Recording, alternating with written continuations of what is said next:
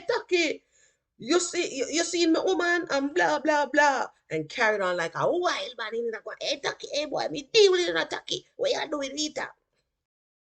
When she was in high school, she says, I had a boyfriend by this time, one of a pair of twins, who also liked to sing, and with his brother was trying to create a Jamaican version of Sam and Dave. I guess it was a music group at that time.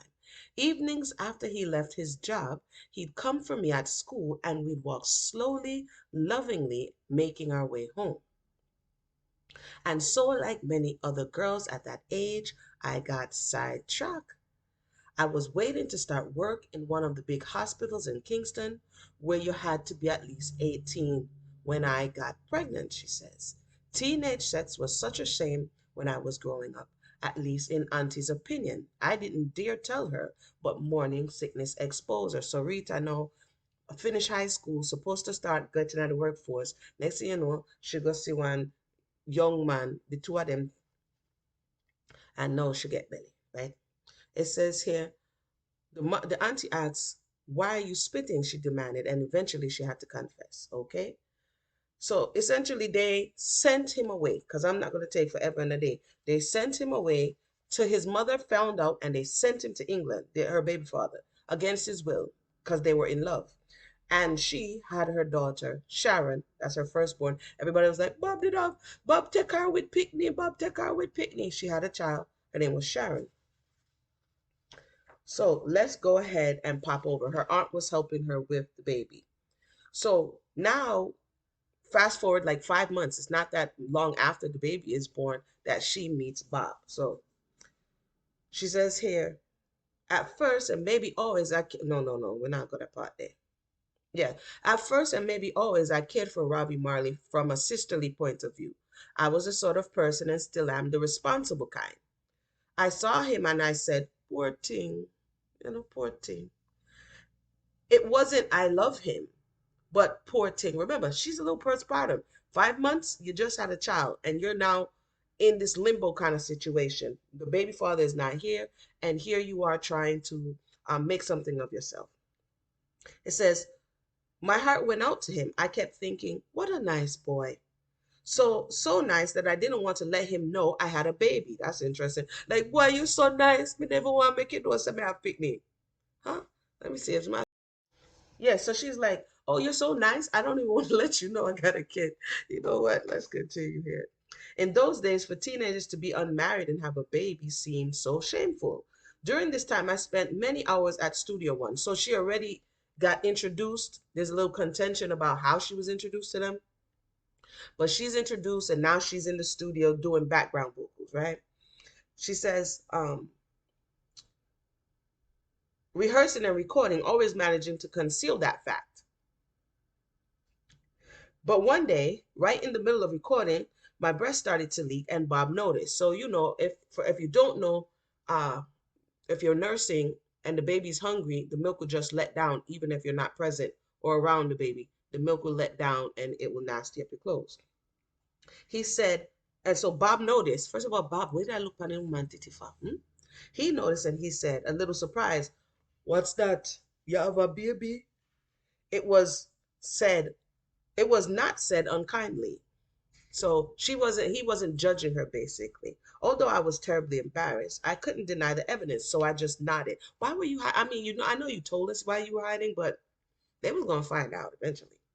Then he said, I could tell. Why you didn't let us know?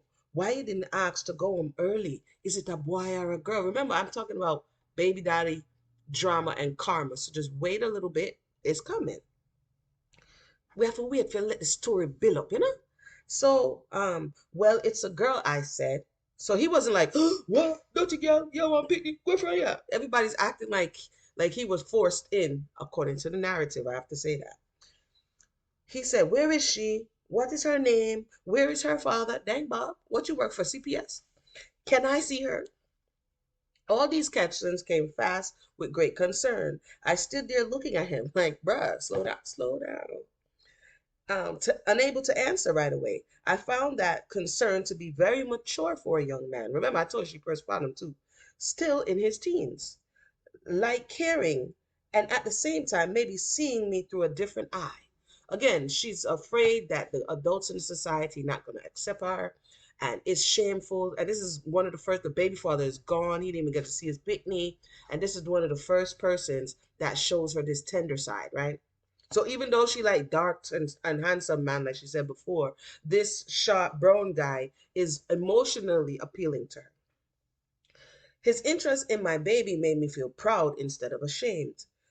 So that to me was a good sign, but so unexpected. Finally, he said, "Go and feed your baby. I'll see you later." Then, Bob, you're putting your notice. Like, go and go feed the baby. It's all right, man. Me come check you. Listen, oh. And this is where my love came in. Rita. I looked at him and thought, oh, such a nice guy. She went from poor thing to, oh, such a nice guy. And I got weak in the knees. Oh my God, she says. I thought, oh my God. That evening, he did come by. Listen, oh, I needed to read all of that to set the stage now for this. Sharon was 5 months old. How I told you she postpartum, 5 months. 5 months. When I brought her out, he loved her and she loved him. And when she learned to talk a little, she couldn't say Robbie, so she called him Bahu. Okay? Children do that kind of stuff. From that day on, listen good, because the part important. From that day on, when you'd see Bob, I'd be his tail. These two are trauma bonding. He'd have me by hand, walking me. Come on, Rita.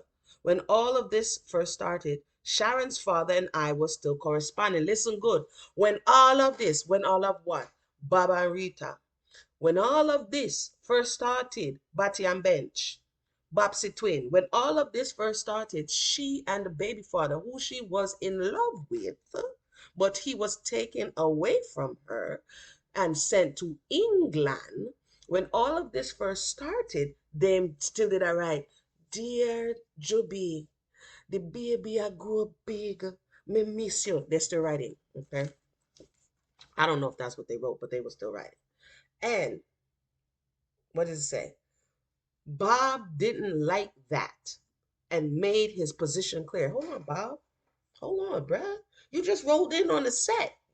The baby have a father. If she's writing him, she ain't writing to herself. He's corresponding. And you didn't like that? Mm-hmm, mm-hmm. In fact, he insisted that I end the relationship.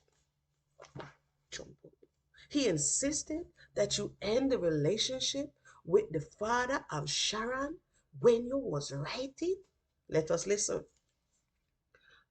Why was I having anything to do with a man who wouldn't help me or the baby? But if I take it with that grain of salt, because we never did it. But this is what one of the people who were there, this is their recollection. Okay. One day he caught Dream, and Dream is her cousin, right? With a letter to be mailed to Sharon's father. So they're still corresponding. Before then, it couldn't just pick up phone and call. You had to send letters. That means she knew where he was. That means he was writing back. That means they were in connection. And took it away from him. That ended the correspondence. Remember, I said this is baby daddy drama karma. That's a mouthful, but I'll figure out the title once I put it up in there. But this is what I got for now, okay? So let's fast forward because life is cyclical. I'm not just doing all of this just to be nice to people in business. I am looking at a theory that I've been working on for many years. And life is cyclical. And the events that we do, even when we're teenagers, even when we're young, even when we're children, even before we're born and it's our family, we may not know, but these events we visit, but when they come back, and them lick hot, we say, oh my goodness, this is so terrible, this is so wicked. Who would do such a thing? So in her estimation, Bob broke up her relationship and said, if the father not there and he's not taking care of the children, he need to go sit on one side. Fast forward. Now on the internet, I'm not caping for Rita because I wasn't there. But now on the internet, the people are, oh, I want to know, Rita give a bun and she go put on jacket on him with suit and tie and Sunday shoes, right? All right. So that event happened about 1964 because her daughter was born around that time. So about a decade later, listen good. See what happened? Came back again because life is cyclical. It hits the same point until we learn our lesson. With Bob so often absent, this is after he signs with Island. This is after he starts doing his tour and start getting a little buzz in the street, right? So now he's away. He's not in Jamaica. With Bob so often absent, daily life was more difficult. Although I didn't lack friends who would check on me, besides Gabby, who had been so helpful in finding the house for me and was now my neighbor in Bull Bay, I had another good friend, Owen Stewart, a Jamaican star known familiar as Taki. A lot of things have happened. They got like 3 children now, 4 children, right? He's all over the place. He's not really helping her. She's feeling overwhelmed, okay? And she's now back in Jamaica. Because he knew I was married, Taki wasn't into our friendship for sex or having a girlfriend, although eventually we did develop a relationship. So in the book, she's admitting that something develops between them. But he was one of those who felt sympathetic towards me because of the way Bob was treating me. In fact, he had occasion to witness the different woman, not women, woman, Bob sometimes brought to the house. And he was there to ask, why? Remember Bob went 10 years earlier. She never liked him until he was concerned about her as a person, how she was doing, where's the baby father, and why is she battering about the place by herself. So here comes somebody 10 years later when you are in the position of the baby father, although y'all are married. So this is not condoling it. I'm talking about the way life revisits. The things we do will come back to you. You're spitting at the sky, take a drop in your eye. Okay? So here comes somebody came in on the same vibration, on that same vibration. Oh, the man left you out here by yourself, baby darling. Let me come look for you and take care of you and look out for you and them something there. In fact, he had occasion to witness the different women Bob sometimes brought to the house, and he was there to ask why. As for Bob, even before Taki and I became involved, when he just thought we had a relationship, he became irrationally possessive. Remember, Bob became possessive over the baby father, who's the rightful father of the child. He was like, cut off communication with him and stop talk to him and him let him in there. And where was he? In England. Now, where's Bob? In England. Bob is in London. He's in Europe. And now he's in the position that the baby father was in. Who feels it knows it. Once he saw Taki with me and wanted to fight. He had just came back from one of his tours, and I guess his friends told him that Rita could be very close with Taki. He came by the house one morning, and the kids told him that Taki and I had gone to the river for water. She and Taki gone down a river now and gone fetch water. The government took its time to about laying the pipes. When Bob showed up there, as usual, with a girl in the car, he left the girl and came down to the riverbank, yelling, "Hey, Taki, you seen my woman?" And blah, blah, blah. And carried on like a wild man in the "Hey, Taki, hey, boy, me deal with you, Taki. What you doing, Rita?" But Taki said, "No, man, Bob, man, we can't fight. We are brethren. I am here because she needs help. I hope Bob coming to Rita life. She needed help. I didn't read the part where him go buy a little formula and little something for the baby. She needed help. She needs someone." Sounds familiar? And you must respect that. Taki went very hard on him. But it's interesting because in the case of the baby father, the first one, Bob intercepts the correspondence and totally cuts it off, right?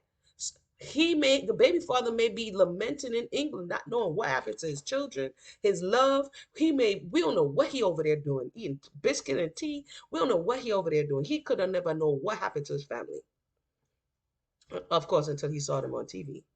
It says, and Bob was sorry for the accusation and did admit, poor Bob, she says, he could always see the truth and he knew nothing was going on then between Taki and me. She had to put then because at the time she was being accused, nothing was going on. But no worry, that did soon change. But I got very upset and I said, Bob, after all you're doing, you're going to accuse me? What about that bee we're having in the car?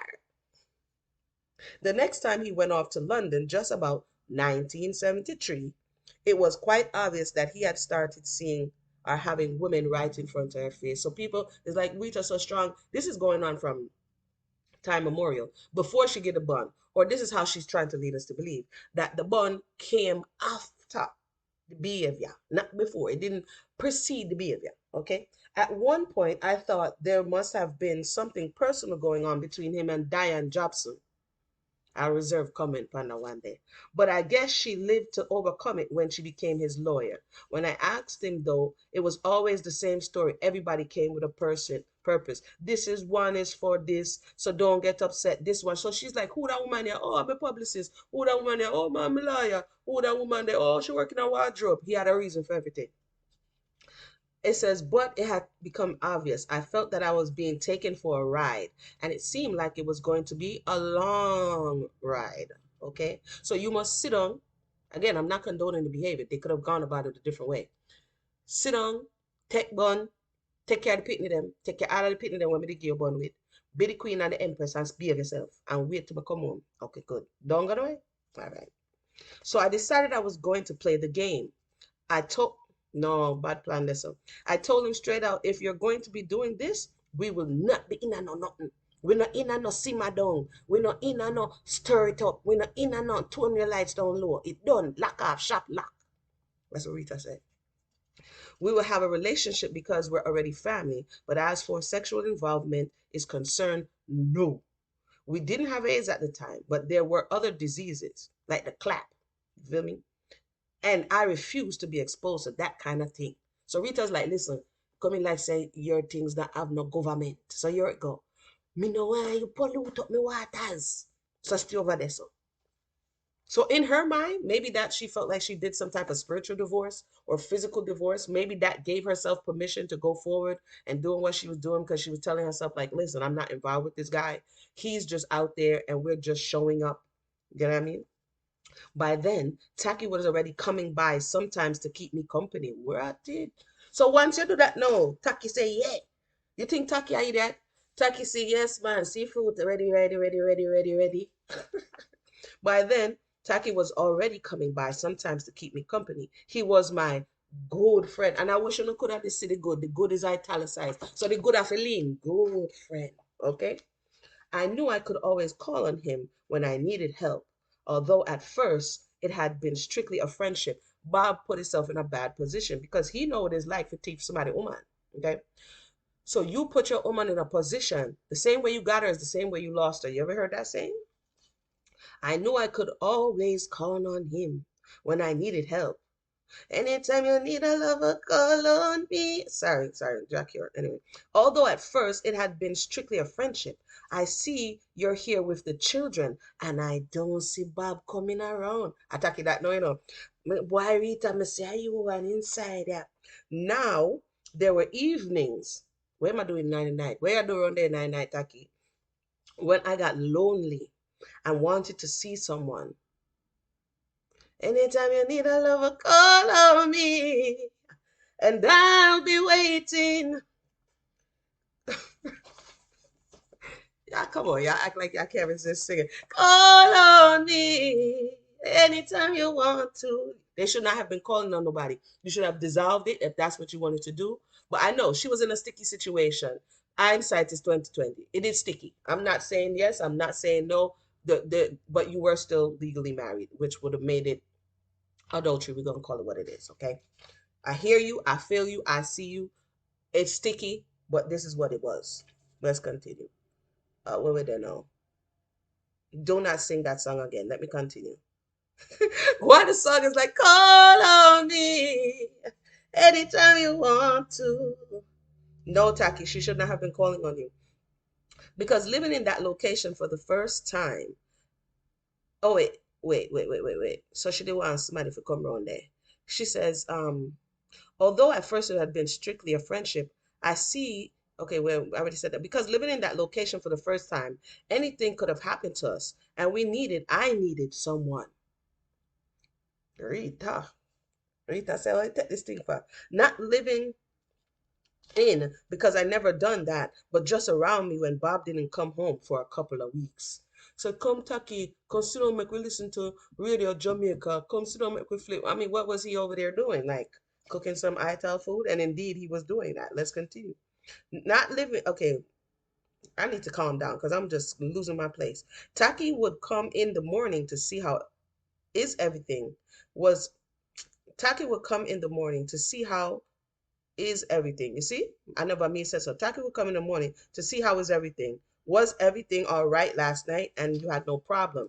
Okay? Often he'd bring fresh fish or Irish mash, all the Itas foods that Rasta eat. Taki is very handsome Rasta man. So now she's taking note. Bob, you lose off. He's a very Ital Rasta man who looks a lot like Bob. He was very respectful of the family and caring. Sometimes, shall have him man take a picnic at school. He'd even take the kids to school or take me to town in his yellow van. He had a job as an accountant in a big office in Kingston. I found him intelligent and a reasonable man. He had a lot in common, so eventually I found myself attracted to him as well as grateful for his attention. And we developed a relationship that I thought was normal. I'm going to stop right there. I know there's more. Y'all don't want to know the more. Because when Bob come, Bob know in night back say, he say, whoa, at this one, girl, take that. But we're going to stop right there. So just to recap, I'm asserting that based on Rita's testimony, that what was given out came back. It came back about a decade later, where you intercepted someone else's relationship because that person wasn't present, even before Rita was willing to let go.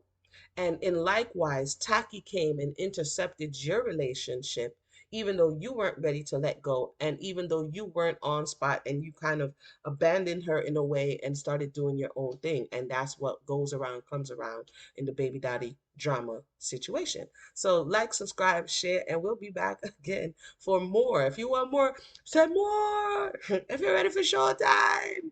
All right, one.